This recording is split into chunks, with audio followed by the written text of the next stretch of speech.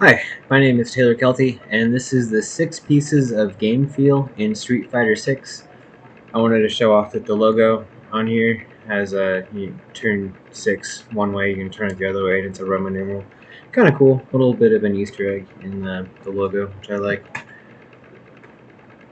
Oh, alright, so first of all, what's going on in Street Fighter 6? If you've never seen it before, it is essentially two players, each picking a character with which to fight against each other using the game's mechanics of reaction or prediction, rock, paper, scissors combat, and a best 2 out of 3 match.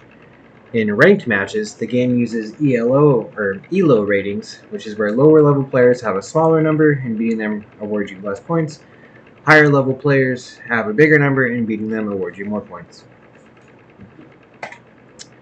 So the first of Steve Swink's metrics for measuring game feel is input. He defines it as the physical construction of the device through which player intent is expressed to the system and how this changes game feel. I'm going to define that as how many buttons there are, and especially how many corded inputs there are, or like when you are holding down and press A, it does something different versus pressing A, versus pressing forward A, versus pressing up A. Now, there's actually so many corded inputs in Street Fighter that most players use a fight stick, which I have included right up there. I have my own right here. Mine is actually what's called leverless, so mine doesn't even have a stick. Mine uses more buttons as the up-down left right. Oopsie daisy. Just dropped it. Anyway, so Street Fighter has a lot of inputs, and so much so that it has become normal to, if you take the game seriously, you probably have your own leverless controller. Now, the response, or how the system processes, modulates, and responds to player input in real time, or what the game does when you push a button. Now, we can see in Street Fighter they have what's called frame data. It is where it's where you get really lost in the weeds with the details. And I included a graphic up here. It's the upper one. You can see this is the frame data breakdown. So it actually shows you what Steve Swink explains as the attack, the sustain, and the delay. I believe the green right there is the attack that is leading up to, like, that is what's called the startup in Street Fighter.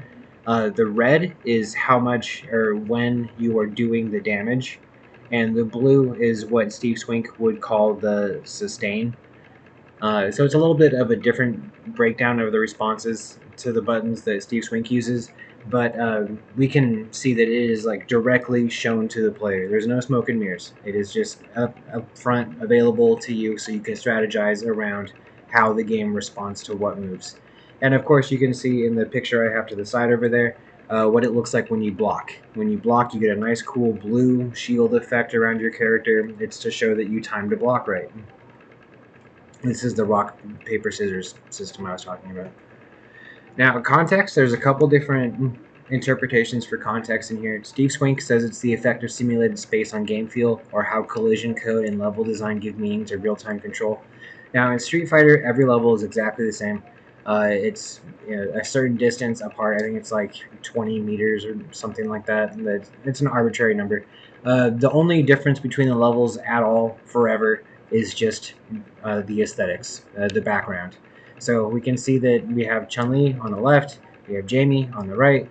There's nothing in between them. What matters in the game is the distance. That simulated space is players basically fighting for the most room on the screen. Because if you can get a player up against the wall, you can do what I've put as context B, the wall splat. If you hit a character hard enough against the wall, they get splat against the wall and they're essentially knocked stupid for it's like 3 seconds, where you can just do whatever you want to do against them. It's a huge advantage. So in fighting games, specifically Street Fighter, where there's wall splat mechanics, the entire game is just sort of a tug of war of who's going to get you into the corner the fastest. Polish, or affects the artificially enhanced impression of a unique physical reality in the game. Steve Swink actually, I think, summarizes better than I could. He said it's what really sells it to the player. So I think the first thing you're going to notice in fighting games is the effect of the enemy getting hit by you. That kind of, I think that's what sells it. There's a rule that stuntmen use or stunt actors use in movies, and the actor throwing a punch has very little acting to do. It's receiving the punch that really sells it to the audience.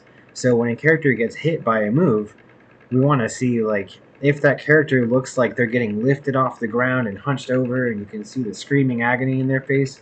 We know that that punch really hit, as opposed to if the character barely reacted at all. It doesn't look more like they're tough. It looks more like the punch was weak, and that makes whoever threw the punch feel bad, especially if it's in a fighting game. And we can also see up here, characters have a lot of startup particle effects that really sell that you're building up a strong move to deliver a strong, powerful move. And that's what's going to lead us into the next bit, because it looks like Ryu is throwing a bunch of black paint and smoke, and that is the metaphor in here, or how the game's representation and treatment change player expectations about the behavior, movement, and interactions of game objects. So we can see that when you throw a good punch in a game, it sort of looks like fireworks going off in between you. I included a picture up there of throwing a good punch, and you can see it looks like a sun exploding of just explosion and sparks everywhere. And then over here on this side, we have Akuma with his evil aura of purple flame growing. Now I know that Steve Swink uses a triangle to place different effects or different aspects of the game, ranging from abstract to realistic to iconic. And I think Street Fighter does everything between realistic and iconic, because we have realistic looking characters over here for the most part. Some of them are pretty ridiculous. Actually, now that I say that, they're unrealistic. But just for the sake, it's still between realistic and iconic. Specifically iconic when we have these sparks and effects coming for impact, and iconic for Akuma's, glowing with big purple fiery aura. It's menacing looking. It is iconic of something powerful and demonic. And then the sparks up there, I think, are iconic for an explosive, an impact. You can almost hear it when I see that. It sounds to me like a punch. And the rules, or how arbitrary relationships between abstracted variables in the game change player perception of game objects, define challenges, and modify sensations of control. And I think that is just way too many words for the carrot on the stick. What do these numbers on the screen mean type of thing? Like, why should I care about these? It's the incentive that you give to players. So immediately, the first and most obvious and important numbers or variables in a fighting game are the health bars. You can see up there in the picture on the left, we have the red health bar and the blue health bar. Underneath that, we have some green bars, which is sort of like their special meter. It's called the drive meter. Explaining it gets way too into the weeds. But specifically here in the rules, though, I wanted to show a couple important rules that don't make a lot of sense in real life, but in the game they do. On the left there, we can see two players doing what's called a drive impact. It's a really big, strong move with a lot of startup, or a long attack, as Swink would put it. But if you can land that move against an opponent, it knocks them unconscious, just like a wall splat would. The only way to beat that is either to be out of the way, or for them to launch their drive impact before yours hits. So again, it kind of comes into that rock, paper, scissors of either get out of the way, or I think it's like half of a second between when you start your drive impact and it connects. If I start mine in that window, then mine is going to connect after yours, and I will win. It's a really fun, really hard muscle memory thing to learn in Street Fighter, and it's what separates the amateurs from the pros easily, every time. Over to the right, we have a perfect parry. I'm kind of going long in this, but a perfect parry means that if I were to block your move at the exact moment that it connects with me, I get an advantage. I basically get like one move's worth of like super speed. It's probably like 10 frames where I get to act before you get to even respond. It's worth it, but if you time it wrong, just like with parries in all games, timing it wrong is punishable. Now, including the rules for adding like weight to these numbers, I put the ELO in here. I originally had this in the context, but I think this fits more into giving meaning to these numbers, and that's exactly what ELO is, or ELO. It's a typical ranked system in games. I'm assuming it's the same ranking sort of thing in everything from chess to Fortnite. Whether or not the names are different, it's the same general idea. It is what has hooked me into this game for like 500 ish hours now. I think it's where most players get addicted. It's where the fighting tournament comes into play of the whole Street Fighter lore. Like all the Street Fighter movies are about it, or no, whatever. There's not very many movies. It's more like a show and a movie. Anyway, it's what brings to life the story of the game. It's what the game is like. It's the higher context, the higher rules are winning the tournament, and this is what brings the tournament to players all around the world. In Lake Havasu City, I'm fighting against players in China all the time. They're really good, and it's really cool that I get to do that. So, in summary, using Squink's metrics of Gamefield to analyze Street Fighter 6 exemplifies why it's currently setting records for the most played fighting game. Today, even, they just released a new character.